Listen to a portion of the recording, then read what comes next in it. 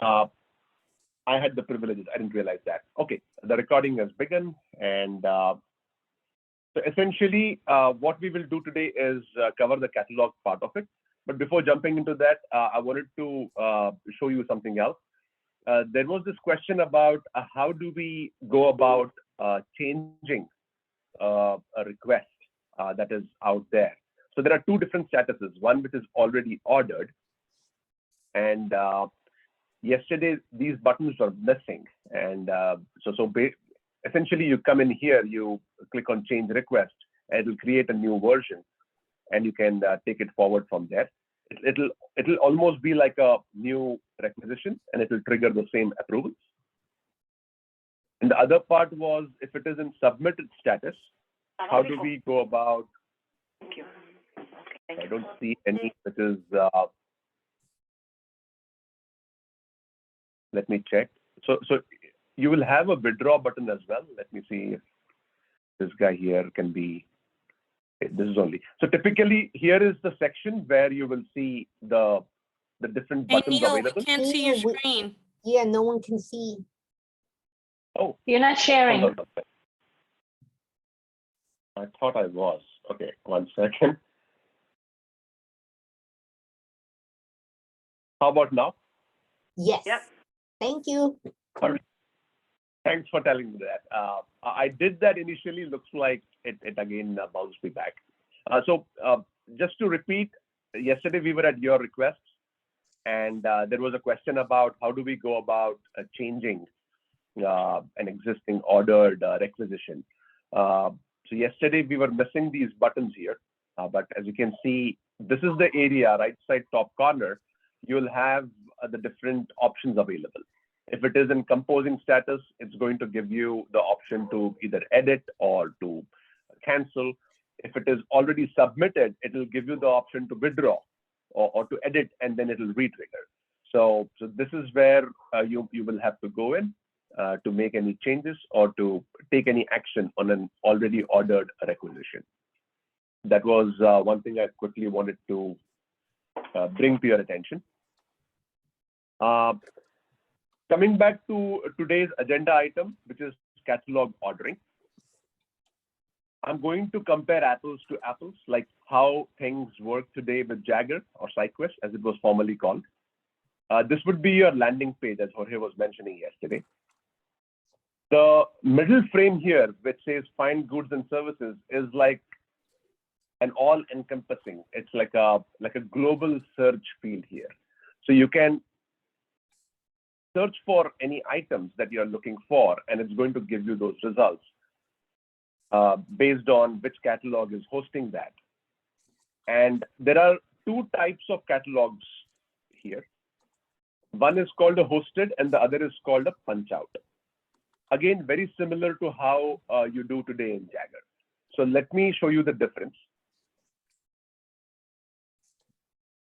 So anytime you see it says buy from supplier, it indicates that it's going to take you to the vendor's website.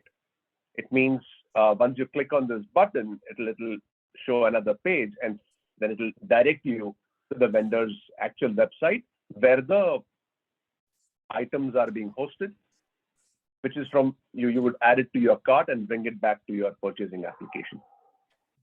I'm not going to do that now. The other part is, okay, the other is called hosted, which means the items are being hosted within our realm here. You don't really need to punch out to a vendor's website. A good example is AppCam, and it says catalog items here. So the difference being, it says buy from supplier, which means you're actually going to the supplier's website. Catalog items means you're hosting that. And it's very clear, if you click on that, it's going to immediately give you the option to add it to your cart. So there is no jumping out to another website, selecting what you need, add to the cart there, and then again bringing it back. So anytime there is a hosted item, you can simply add it to your cart here.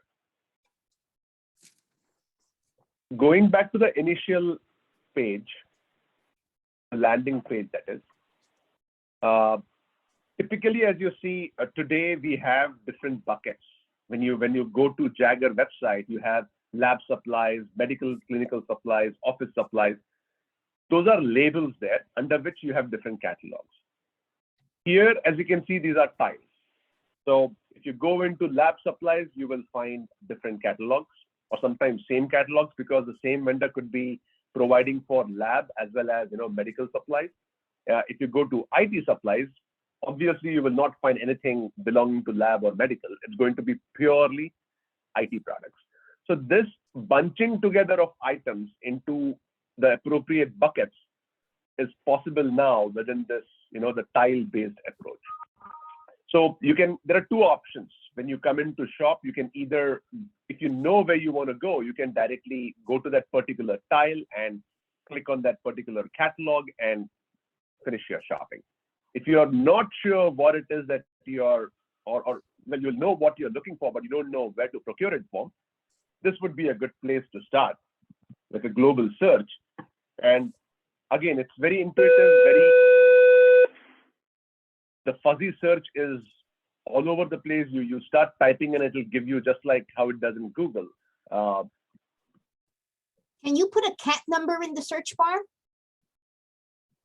Yes, you can put anything and everything that the item basically holds. So I'll give you an example. So gloves, nitrile gloves, extra small, so anything that the product has can be used as a search criteria. Okay. Once you add it here, you will get an opportunity to further refine your catalog results. So these are all just the gloves. But if you want to go for a specific manufacturer, or if you want to have like a price range, show me only between $100 and $1,000. So those kind of refined searches are possible once you do your global search. Okay. Any questions now between the two types of catalogs that we have here? Right now, in the punch out page, there is no catalog number. Can you repeat that, please? In the punch out page, there is no catalog number in the tiles. Can you show me So this is ABCam? Yeah, anyone, ABCam or any other? Sure. So AppCam is more of a hosted one. Let me go to a punch out and show. It'll be the same experience. Let me click on Okay. that. So that was my plan. I was planning to do both. So this is like a punch out demonstration. And now this is the vendor's website. So this is not something we control. And it'll give you your name. This is the ID I logged in with and all that good information. I add this item to the cart. I proceed to check out. Yes, we wanted to see the vendor's part ID catalog number in the first page. So that I'm sorry, I just want to jump in. So Bing, that only appears when the catalog is a hosted catalog. So just want to differentiate. So we have a hosted catalog, we have a level 1 punch out. With the level 1 punch out, basically it will take you directly to the supplier's website. And then you have a level 2 punch out, which is the same as a hosted catalog. So whenever you click on the item, basically on the tile, as Neil was showing, it will show you the part number on there. But you can also place the part number on the search bar and the item will appear. Hopefully Thank you, Jorge. Yep. Yes.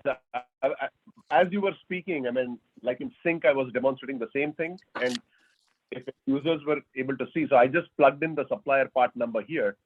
And because it already exists, it gives you a result right here. This is an indication that this exists. When you search, it immediately gives you that particular item ID. And to Jorge's point, yes, anything which is hosted, yes, you can search. Anything which is punch out, obviously we don't have access to that information. So there is no cross catalog search across punch out catalogs. Now this, whatever is hosted, you will be able to see it here. Whatever is not, you will have to go to that specific vendor catalog to look at it. Did that answer your question? Yes. Okay. So let's finish that. Let me do one. So if you look at the, it's pretty straightforward in the sense you if it's a hosted catalog, all you do is you search for what you're looking for. Hold on, I Yeah, think I in was production, you should playing see that. the images. You're just missing images in the test, but you should see images there.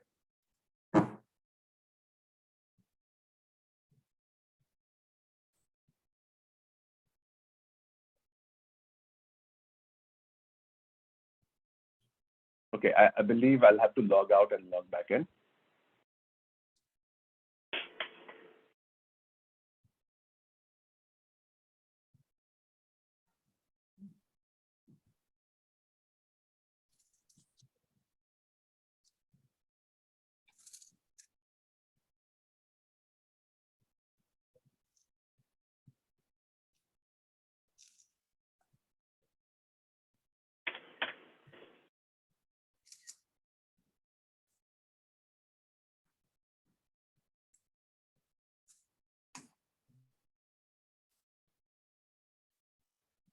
Here we go.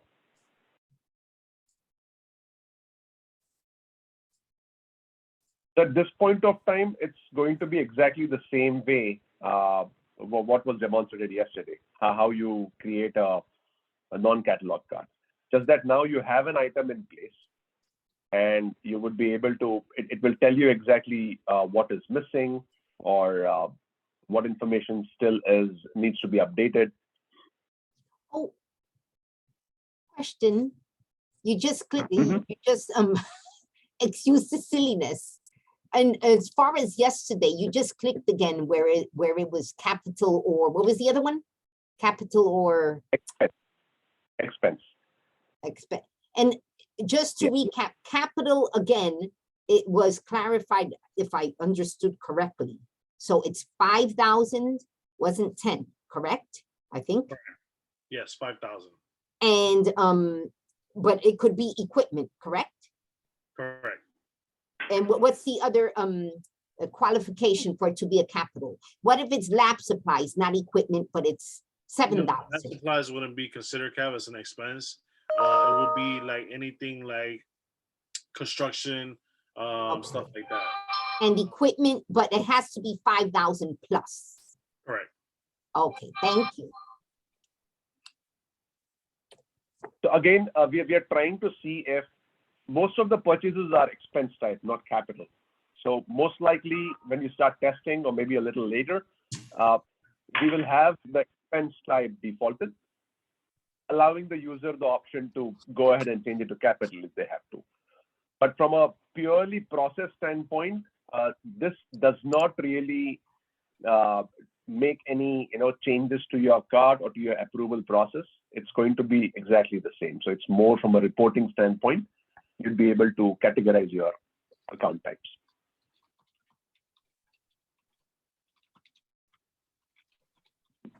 So we apologize for this. There is some technical work that we are doing to show the list of. We're trying to differentiate the shipping addresses that are available, filter it out based on where the user is from. So that's the reason I'm not able to proceed further at this point. But other than that,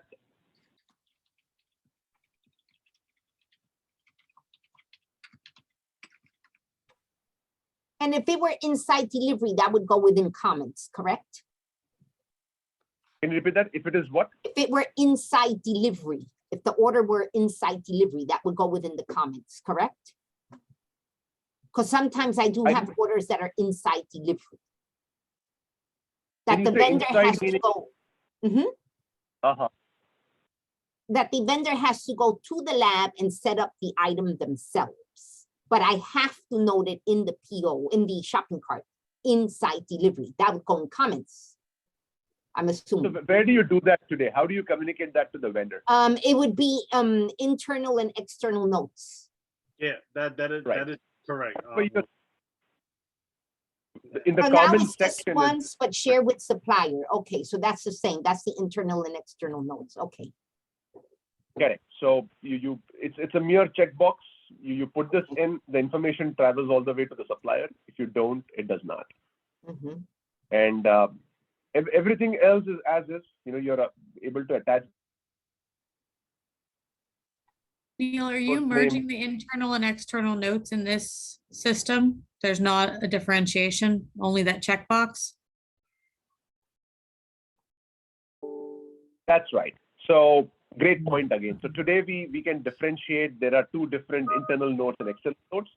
In this now, it's just one note. If you don't share it with the supplier, that means it's more for internal nature. If you share it with the supplier, it's external. But if we add a comment here, don't select share with supplier, you can select add and add another field, and that would be considered external note. So this would just be internal. Click add, oh, okay. And then if you add another one, click select supplier. So Right. now you technically have an internal and an external.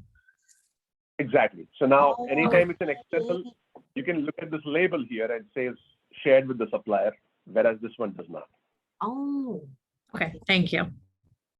Yep.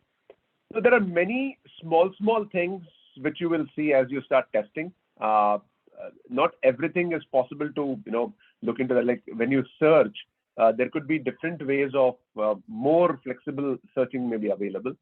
So as part of testing, I believe that would be a great thing for you to do, just to play around in the system and see what else is working well or not working well. There is a question on chat. How do you save product to your favorites? Can we do that? I know it keeps track of last 10 products used in the recent searches. Trying to see if I can.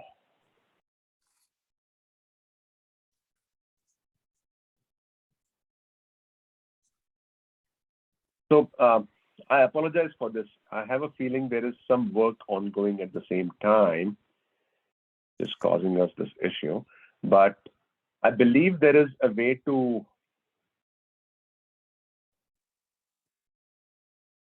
we have our favorites here, and so someone already, I think, was trying it out. Jorge, was it you? No, that was not me. Okay.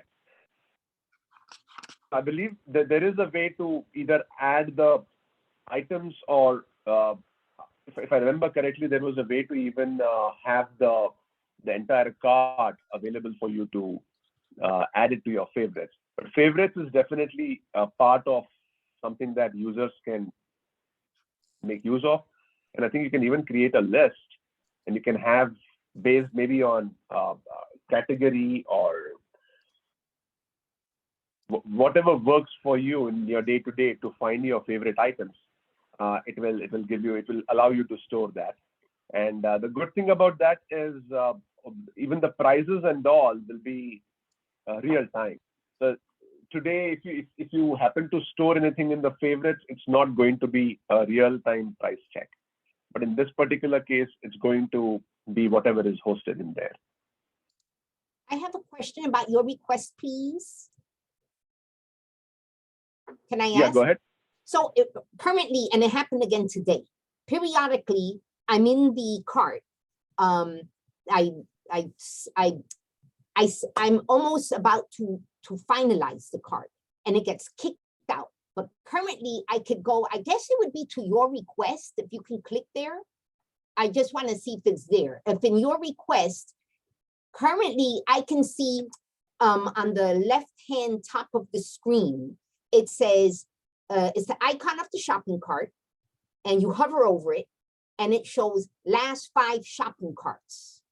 And you hover there, and today it happened twice. 2 of my shopping carts consecutively were kicked out. And one of them was VWR with a huge amount of items. But I found them in the last 5 carts, and then I click resubmit. Will that feature be available as well here? So we hope that the system will not kick you out, and hopefully the new system is more stable that way. But if it happens to do that, you're right. It typically, this is where it will come and sit, or you could always go back to your shopping cart and it should hold that information.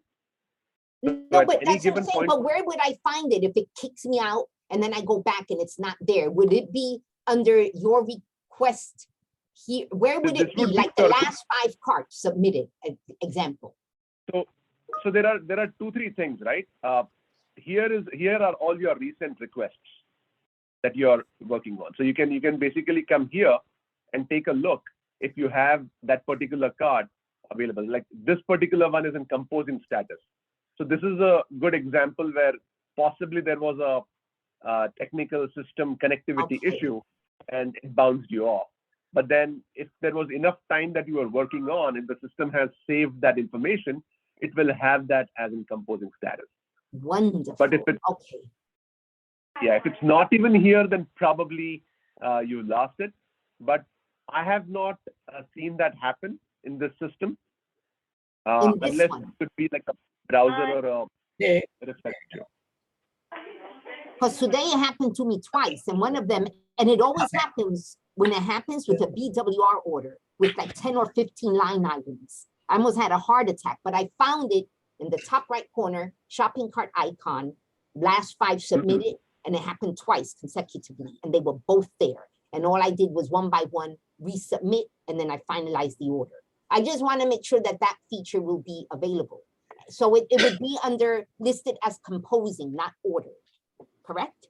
Correct. If you haven't yet ordered, it will be under composing, or if you have submitted and you were already working on that, it would be in the status submitted. But either ways, this would be your go-to place to see any cards, any requisition.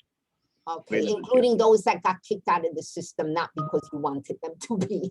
Okay, so it would be Right. your request and then all. Okay, thank you. Welcome. Can you show me where the save button is so that if you're in the midst of putting an order in and something comes up and you have to go step away, can you show how to save an order so you can come back to it and finish out the order? So, okay. Let me pick AppCam. Easier for me to. So I've added these 2 items to the cart, and now you said you have to. Let me check out also.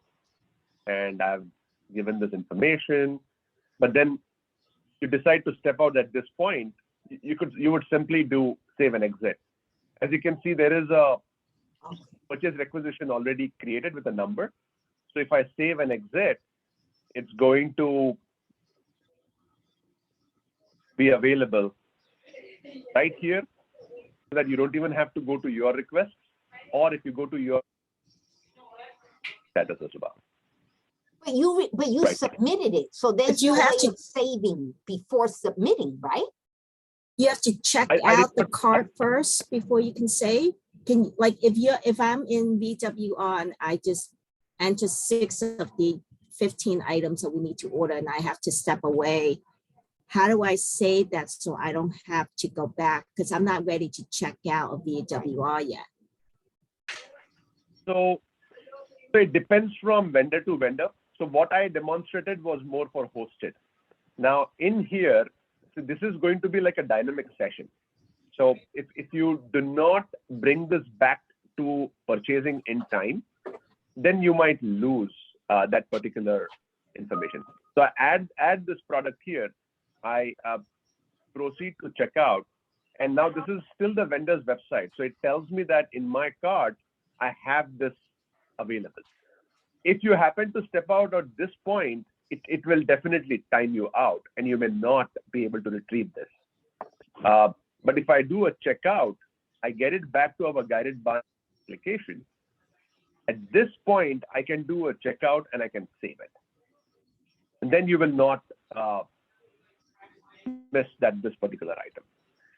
But if But I you're in the think vendor's website, Mhm. yeah, just last point, like every punch out catalog is different.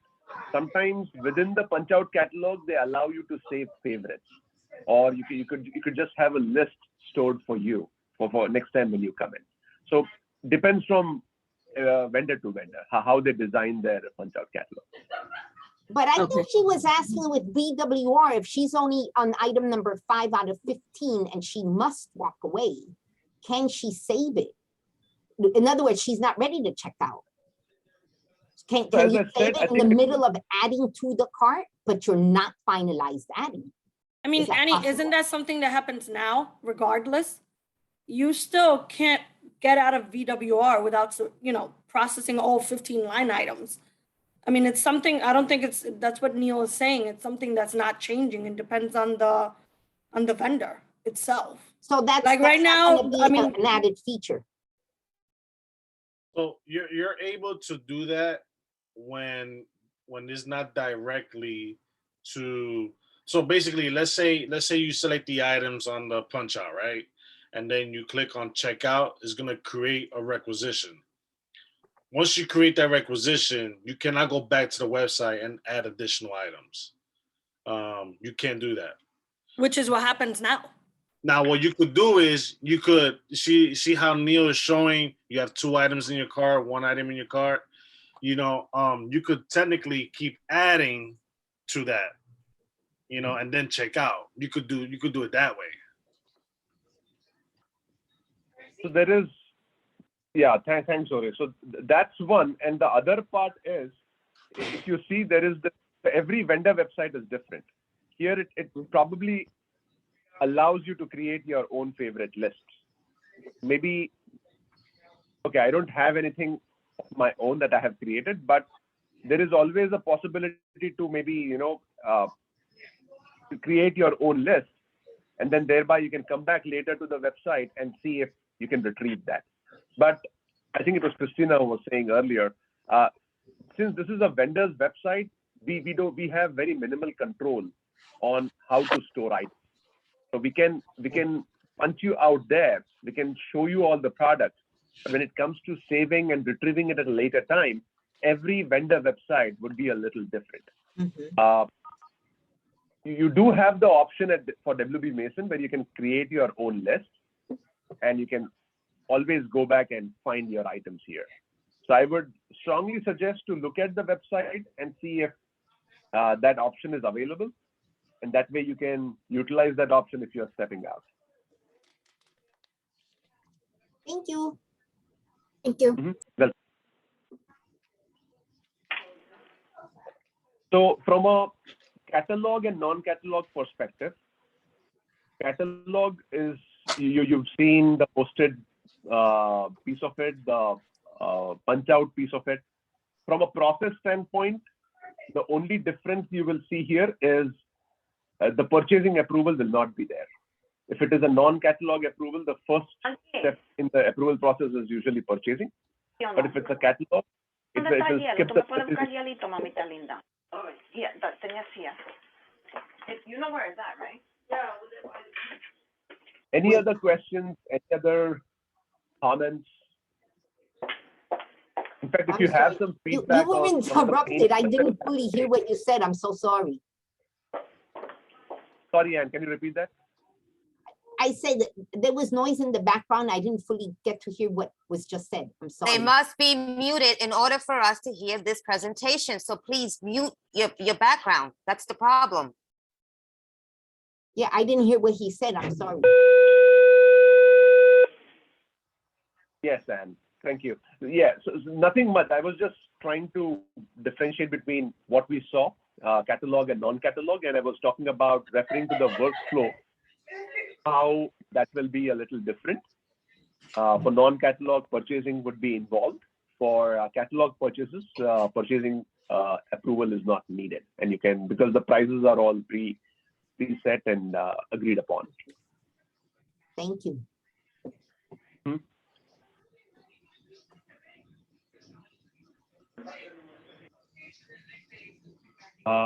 Anything else that would be helpful for you?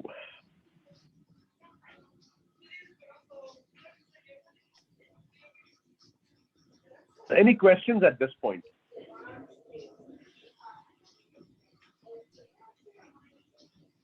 Anything Neil, in the chat? can you go back to your home page? I just wanted to see which resolution you were on, that the while corner medicine, the while got cut off? While I was surfing, I think it got me down a little bit, I think. Yeah, I think you're on a different resolution, but we'll have to check. Neil, would your current shopping cart history be transferred over to Ariba? So the shopping cart history will not make its way there. We will have to start the process anew. So as part of cutover strategy, you will start seeing emails about the different aspects of how we are going to cut over into the new system. There will be purchase orders in play. There will be open purchase orders for which payment is still due. There would be newly created shopping carts awaiting approval. So you will see an email with all the details on how we are going to, do the process of transitioning from the existing system to the new system, as well as the strategy on how to retrieve historic data from SRM. And all that information will follow through eventually. So the PO conversion strategy is a work in progress, and hopefully beginning of March, you should see a series of communication emails on that strategy. What you do with shopping carts with not in approved status, PO in edit status, etc. So you will hear more, most likely from Lucy or the communication email. Question, existing PO right now until the end of the fiscal year, will it still be on the Ariba one then? Will it carry on? No, you will, for that specific scenario, if the PO already exists, vendor has to fulfill the order. It continues to stay, and if it is related to LOC, it continues to stay until 6:30. If it is catalog, we expect the invoice to come in quickly on that, and it will come through the existing environment, which is through Jagger and SRM. But if you have to make edits to the PO, there are certain scenarios where we do recommend to actually take that PO with full PO history and put it in Ariba. So we have to run through some data to do that analysis before we come back to you with all the details. Thank you. Sure. Hi, this is Yasmin. Can you please show how to create a team card? Sure. Thank you.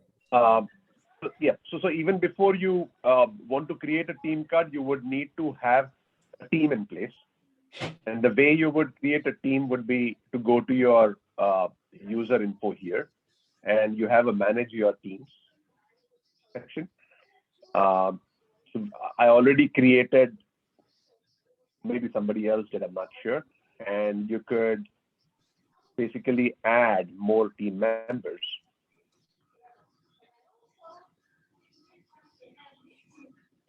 That's me. I save it. So now this is, hold on, what happened here?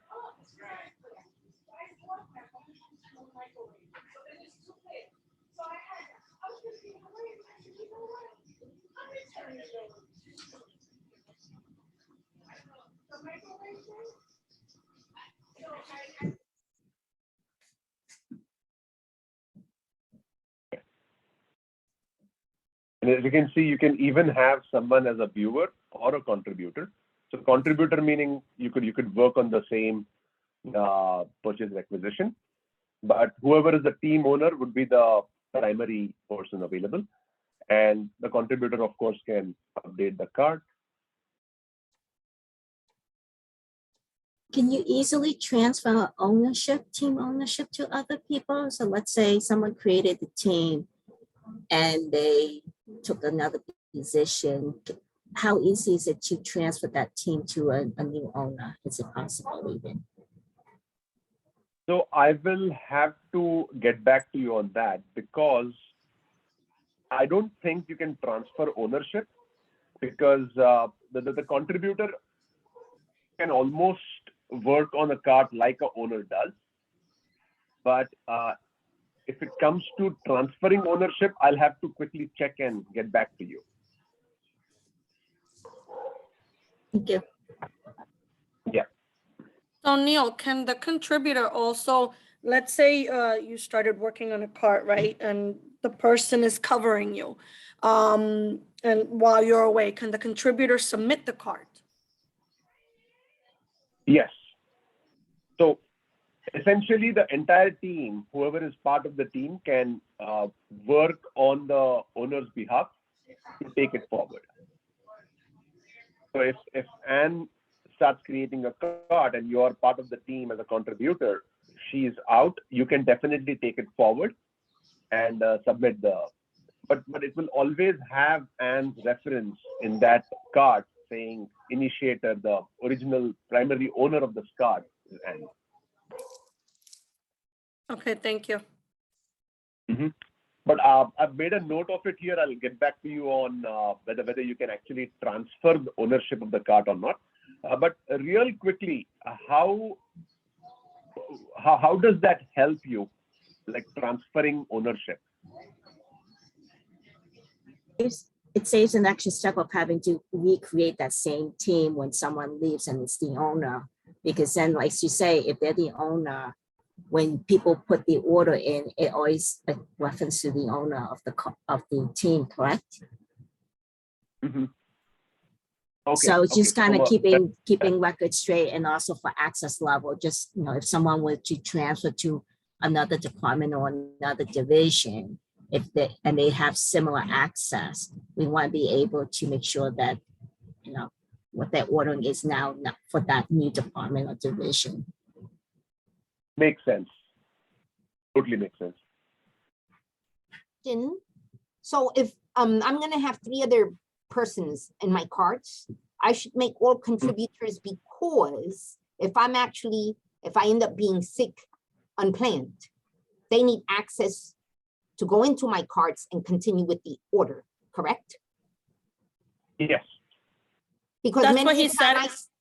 Annie, that's what he said, but he also said, like, at the end, you'll be the one basically getting all the references. Like, I guess you'll be the one getting all the notifications at the end. So I guess, Neil, if somebody tries to follow up, but Anne is the one getting all the notifications, are they still able to follow up?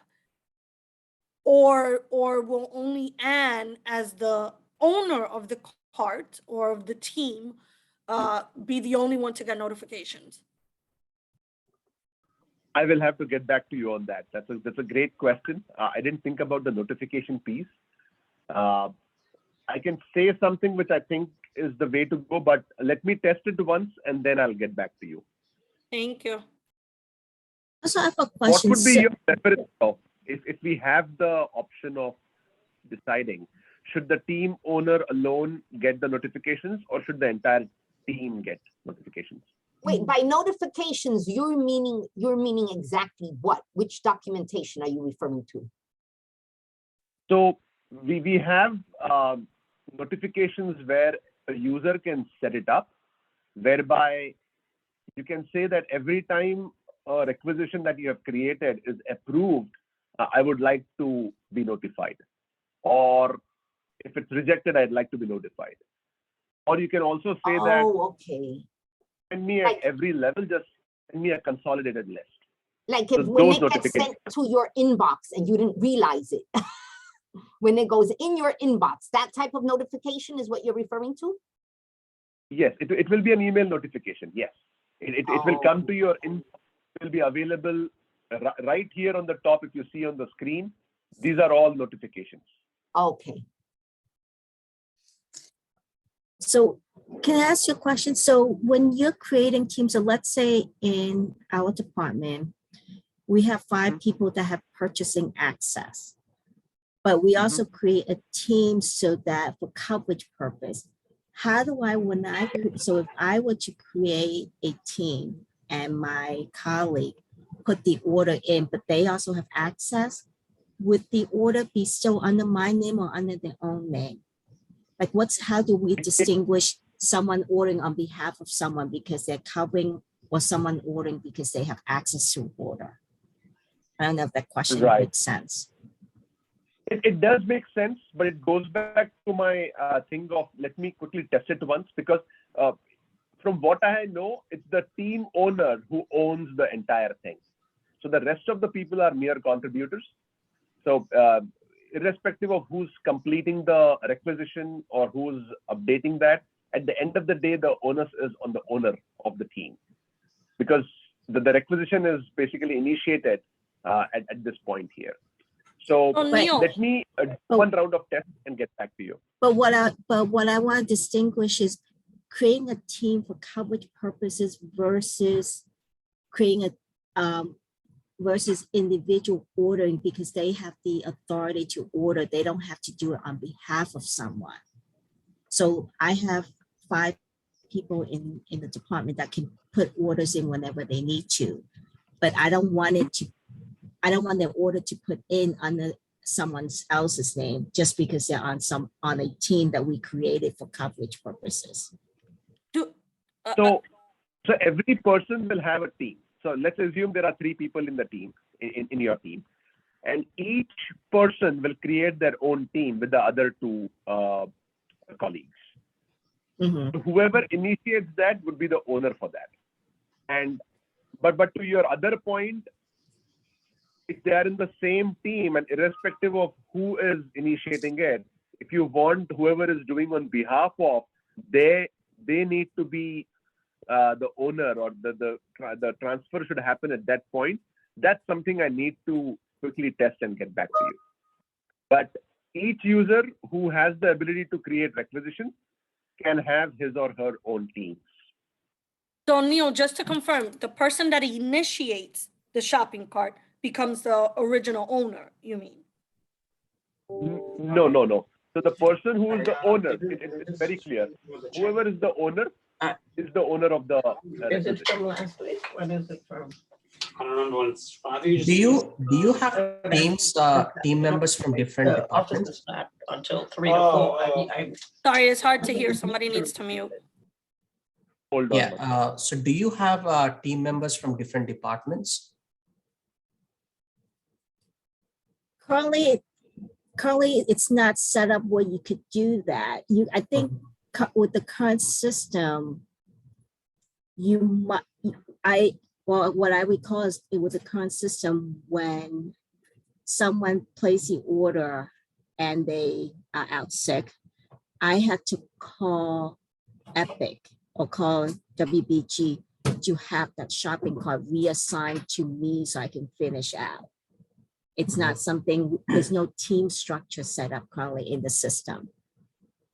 So if I start something and I leave tomorrow, unless WBG make a change, no one can access that shopping cart. I see. Yeah, the reason why I'm asking that question is, as you know, department workflow is based on user who initiates. So if there are people from different departments as part of the team, might get complicated on where the approval is going to. So we will have to make sure we test that. So if you think that scenario do exist where you have user from different departments in the same team, we'll have to test that. I'm not aware of any. I'm just talking more within the same department. But what happens is each employee may have different approval routes. So in medicine, for instance, division administrators, when they have any financial transaction, it goes to it has to be approved by the division chief. Correct. But if a staff is ordering something, it goes to the division administrator. So there's different routing. So that's why multiple people have access to initiate and place order. But the routing for where that shopping cart goes to for approval will vary. But I'm just concerned that if we're putting everybody on the team for coverage purposes, that it may route the cart incorrectly, because it'll just assume that because I'm on team A, even though I'm a team B member also, that it's going to assign it to team A in terms of the user. I don't know, Neil, if we tested that, but something we have to take as an action item, test it, get back to the team. Yeah, exactly what I said. I mean, these questions we'll answer once we finish the testing. Yeah. And in terms of the notification, what we had done in our divisions, I had created a listserv of all the individuals who need to be notified when there's changes to the status. So instead of individual getting an email, we created a generic listserv of email, and then we can add and remove people as we need. So when I order lab supplies and we need all the members of the lab to know, we create a generic email that we put on the shopping cart, and that's the email that notifications go to, and you can add and subtract people if that would be easier. Right. Yeah, so we will run through this process once. All great questions on the team shopping cart and how the behavior changes based on the owner and the contributor, and we will be able to give you proper guidance on that. Jorge, anything else on your part that you want to add from catalog or non-catalog? No, I'm good on my end. I just want to let everybody know, just because time is running short, you can hold all the questions until the end, and or if you can put it on the chat, I'm more than happy to take over that. But I'm Neil, I'm good. So yeah.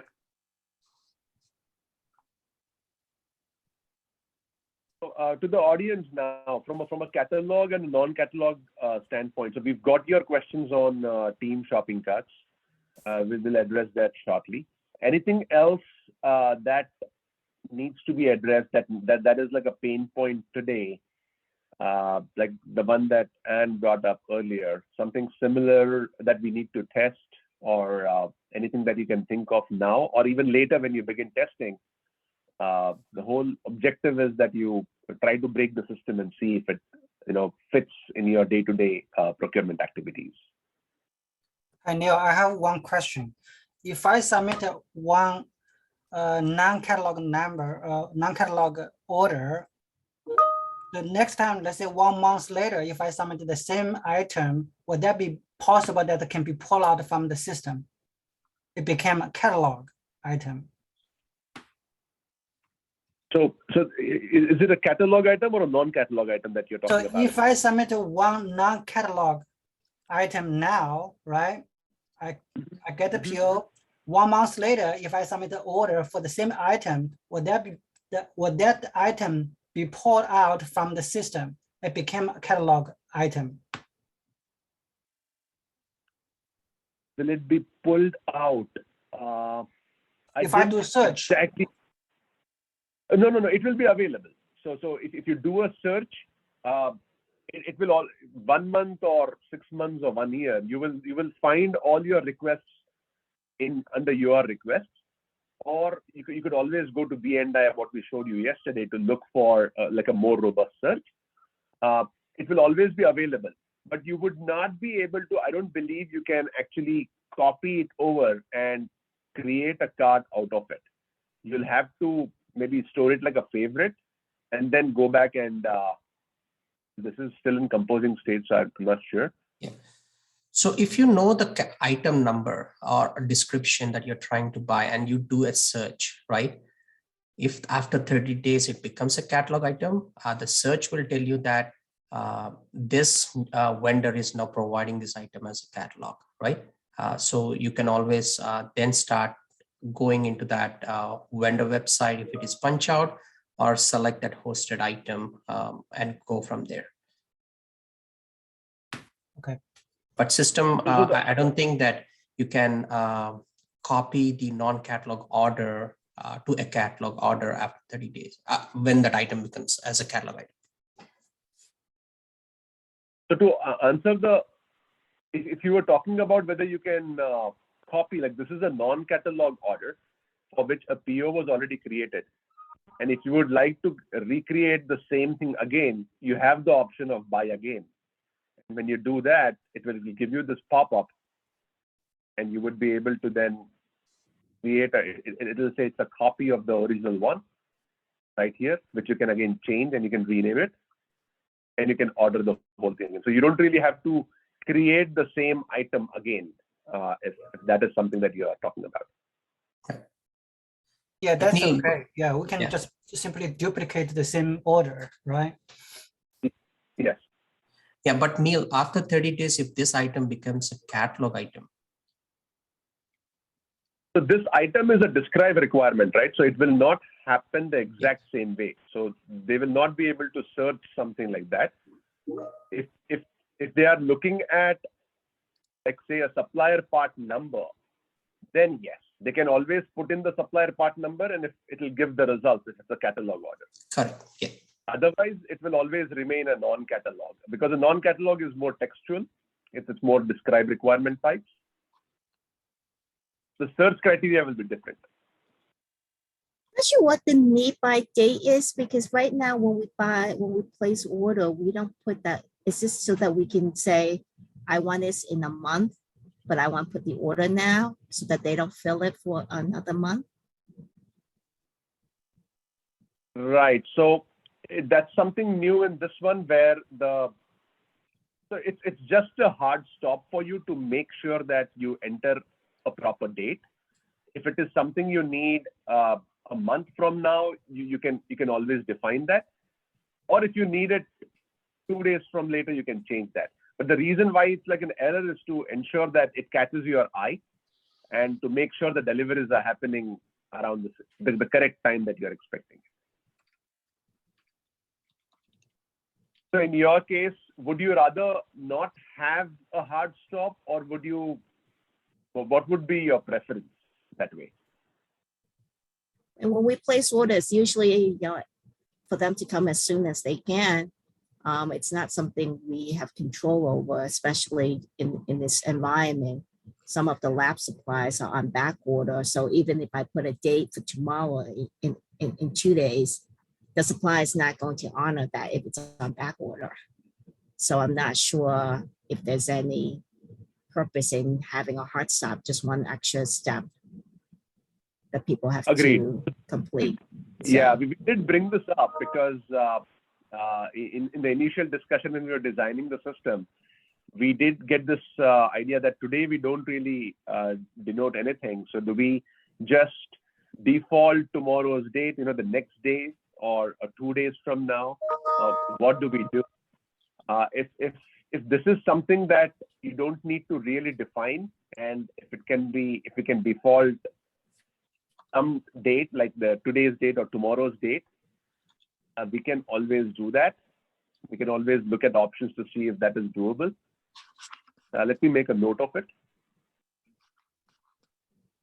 And the mentality is that if you give this day and we put something in, we expect the vendor to fulfill. And at this stage, I don't think that that's ever been the case where we can control when the vendor sends stuff. Right. But wouldn't there be any case where you place an order in advance saying, hey, I need to, here's the PO, but I don't need these items right, next day. I need it like 2 weeks from now. Is that even a use case? Yes. I've encountered a situation in our lab with that would be something we would do where we order ahead of time, but just because we're told that things are on back order, so we put the order in now so that we're on the queue to receive it as soon as the item becomes available. But it's not a common thing that we would pre-order something ahead of time. And yeah, so the need by date in the older system, well, by default is always the date that we submit the order, right? Can this field be pre-populated with the current date? If we want to change it, we change it. If we don't change it, it's always a date, current date. Great point. Okay, we talked about the same thing, and the SAP team was of the opinion that this is something probably a case where we need further discussion, but great to get this feedback. We will try to just default it to the next day, and with the option that the user can change it if they have to. Yeah, exactly. We'll check for options. That's good.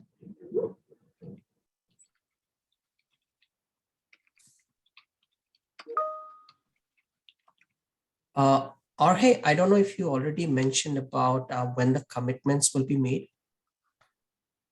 There is a change in process from today versus tomorrow. No, I have not. Okay. Yeah, I mean, So- today you might be used that the commitments in SAP gets booked only after the shopping cart is fully approved and when the PO is available, right? Shopping cart is converted to a PO. Yep. With Ariba, what we are doing is at the submit, there will be a commitment against the fund.wbs. Right. So go ahead. Oh, sorry. So the reason why this change is happening because we've been having issues. So let's say like today, I create a shopping cart requisition. It gets approved by everyone. So by the time when it comes to PO issuance, many other carts are already approved that you created. It could be on SideQuest, and then there are no more funds. So then we have to reach out to the end user stating, hey, your WBS is out of funds. We need a replacement WBS, or you need to reach out to research accounting to add more funds, whatever the case is.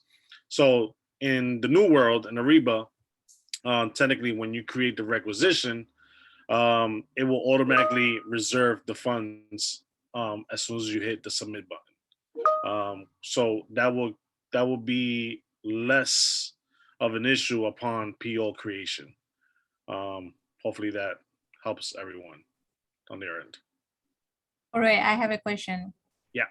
When the grant period ends, we have like a couple of open commitments, right? And then the finance asks me to liquidate those PO and check if you receive those items and make sure the invoices are paid. And I end up liquidating those POs. At that time, what will happen? So we're currently working on that scenario. I'm actually working with Melissa on that.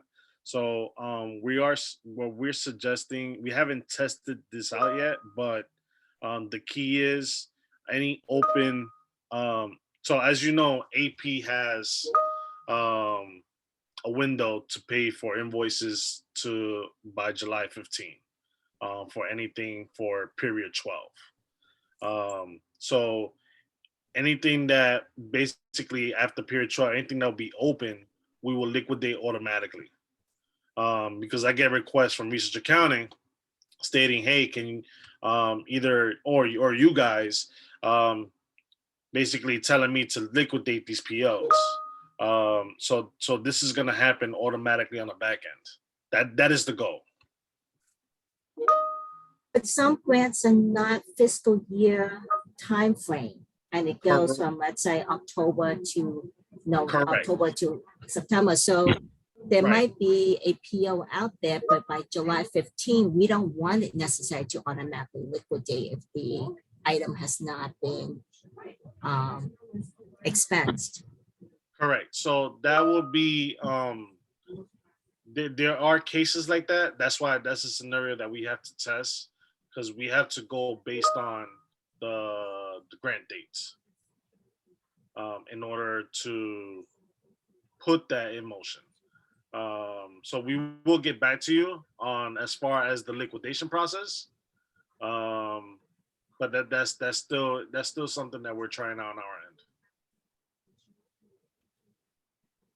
Thank you. Yep. And now I have one more question for the invoice approval. So what if the approver missed that information and the in Ariba system that the invoice was not approved for a few days? Can accounts payable just go ahead and pay for it after 3 days or 1 week? So if we have a set approval process in place, then no, they cannot. It has to be approved before it can be cleared and before it can be paid off.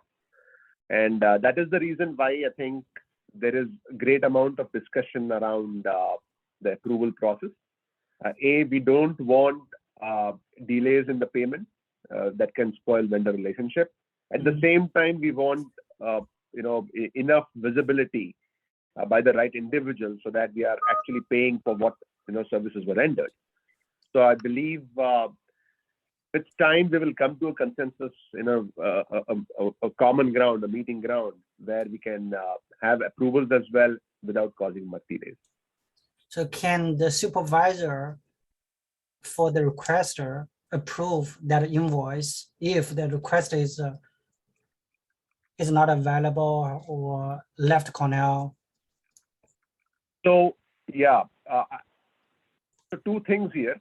One is we can set up delegation of authority, whereby you can have substitute approvers already set in the system. The approver, the supervisor, I don't believe can approve on your behalf. Supervisor will probably get email notification that something's set, and as maybe from the back end, we can push it forward for someone else to approve it. But out of the box, I don't believe they can do that without setting proper settings there.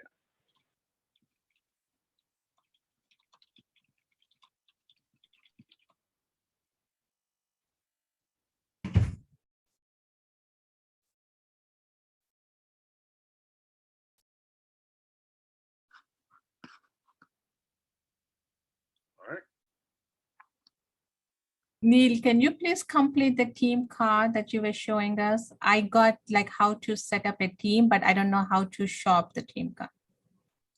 So what I will do is in the next session, I will run an end-to-end on the team card. Okay. That way, what I was planning to do was not just answer those questions, but get to the bottom of every possible scenario, if that's okay. Thank you. Welcome. Hi, Jorge. I had a quick question regarding the line of credits and the end of the fiscal year thing again. Sure. So line of credits for the end of the fiscal year, that could still the current POs will still be open, and any invoices that are being processed will be will continue through OCR. So no worries on that end. And as far as creation, currently we're supposed to have a demo for that tomorrow. We're actually still testing that. So I will hand it out to Praveen because I'm not sure if we're able to maybe the following day, I'm not sure. Yeah, so creation of the LOC is something which is still pending. We hit some roadblocks from the technical designs, but what we can show you tomorrow is how do you create requisition with respect to LOC, right? That we can do the demo tomorrow. But coming to actually how do you set up the LOC and see all the workflows associated with LOC, it might take some time for us. But as you are doing the UAT, we will come back and show that process as well. Okay, that's fine. My question was related to what you guys mentioned earlier of when they're closed out. Will we still need to submit the, I forgot what the name of the form was, but there's a form that you have to submit to close out any kind of outstanding POs. Will that be automatic now? I didn't really catch what you said about 5 minutes ago, and it sounded related to that. So the liquidation form. Yes. So we are currently, as I stated, so we are currently trying to make this an automated process, just to help out research accounting and purchasing, and then you guys as well. So as of right now, that should continue until June 30th. But after that, everybody should have access to liquidate their own POs. So currently you should have access now. I don't see, as for you, Patrick, I don't see why you're not able to liquidate, but your DA should be able to give you access to give you liquidation access. Regarding, I mean, I've submitted the forms before. That's not a problem. I thought it was interesting that you said that the automated part that wasn't there before. So how does the automation? No, this is something new. This is something I had a conversation with Melissa, which is the manager, the director for research accounting. Because we're trying, because we get a lot of requests from research accounting stating, can you help us out and clear these PLs out because the grants have ended and they need to reconcile. So just to help the process out. That's why we're trying to see if we could have an automated process for this. So that's still in the works, and we will get back to you on that before go live. Okay. Would Sounds it good. help to send an email or notification to the division or departments that here's a list of PO in your division? Can we go ahead and liquidate all of them, and they can just reply back or send back, checking the one that you can automatically liquidate and the other ones to hold on because they know that something's coming and it's just a matter of a day. Right. So Melissa's group should be in charge of that. Mm-hmm. So they should be the one reaching out to you in regards to that. I mean, in terms of within the system, to be able to, have a flag in the system. So when people log on to WBG and they see the to-do list, it will show up on the to-do list and they'll take action as opposed to getting more emails coming through. Because after a while, the emails just get a little bit out of control. Right. Like it has it as part of the TAP to-do list. I will have to get back to you on that. I'm not sure. I'm not sure. I think we can see all the open commitments on the grant statement, and the PO liquidation is a separate tile in WBG itself where you can go and liquidate your own POs. I mean, that's what That is correct. Right. That is accurate. Yeah. So there is a tile, but in the new world also we are targeting something similar, but the user interface could be a little different because it's a new system. But yes, that's our go-to place to go and liquidate open commitments. I do have a question though. When you said you need to reach out to purchasing to liquidate PO commitments, why is that the case? Because we have the tile available, and departments can go and liquidate any open commitments, open POs. Yes, I do the same. I use the tile to liquidate. I don't reach out to purchasing. Yeah, you can do use it by the tile. yourself. Yeah. Okay. So Jorge, do you in which circumstances or which scenarios do you receive requests? So the only times I receive requests is basically, let's say the budget date is already past, oh, okay. PO creation day. So right now the PO is in error. So due to the PO is in error, we purchasing will have to go in, because it's been so far long. It's been 2 years, a year. So purchasing has to go in and edit the PO. I mean, first you have to reach out to research accounting to extend the budget date. Once the budget date is extended, purchasing has to edit the PO, and then once the PO is ordered, we're able to reliquidate, and then I'll confirm on the back end that it's fully liquidated. So that's the reason why we're trying to make this process easier for everyone. And not wait 1 or 2 years just to liquidate a PO. Because it's still showing as an open commitment. Only those scenarios. Okay. Yeah, it's only those scenarios. Yeah. It's very rare, unless, some like I have one department, basically he doesn't want nobody to liquidate his POs unless it goes through him. And he don't have his team liquidated POs. They submit it manually to us. It all depends on the DA, Some people have access, some people don't.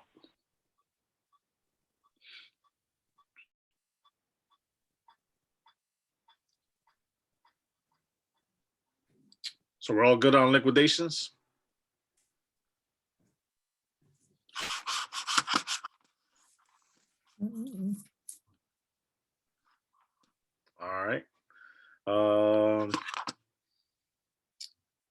Okay, so I think we're good, right?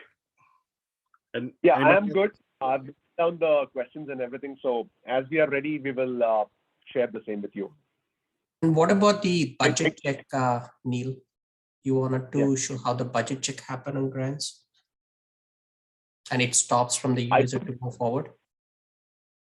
I don't have the data, Praveen, to So not demonstrate necessarily, that. yeah. Okay, so one thing that you can do is like, you see those 3 dots on the right? Yeah, if you do, there is an option called validate, right? So what it is doing is basically, it is actually checking the grant or WPS, whatever we entered, that there are funds available to move forward with this requisition, right? Just an FYI. So if you want to validate upfront rather than going all identify that error at submit, you can do that. There is an option to click on that validate.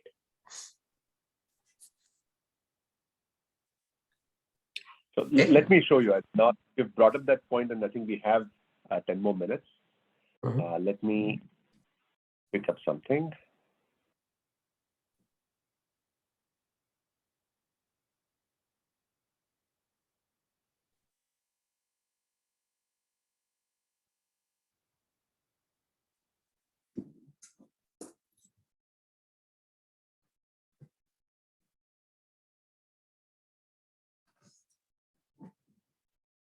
Okay, I may not be able to present it because we are having problems, as I said.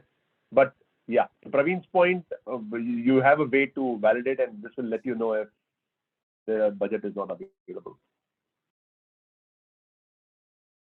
Neil, I have a question about future budgets. I just want to make sure that the geocodes are going to match the existing 6-digit geocode and the category code that it falls under. For instance, 631000 falls under medical and lab supplies. Just want to make sure that the new Ariba system, that the geocodes fall under the same category codes. Correct. So though we have like a hierarchy of categories available now, we have mapped all the appropriate GL codes under those categories.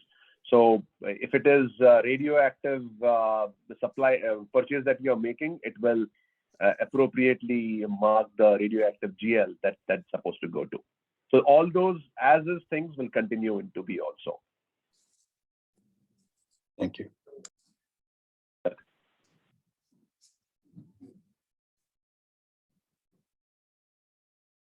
If there are no further questions, then I think we can stop the meeting now. And thank you very much for your time and the questions. Greatly appreciate it. It's super feedback. And we will get back to you all shortly. So if we ask the question on the chat, it will be answered, correct? If it wasn't right now. Yes, we're going to publish a frequently asked questions document. We'll absolutely see all of that. Thank you. Okay, thank you, everyone. Thank you. Thank you, guys. Greatly appreciate. Thank you. Thank you.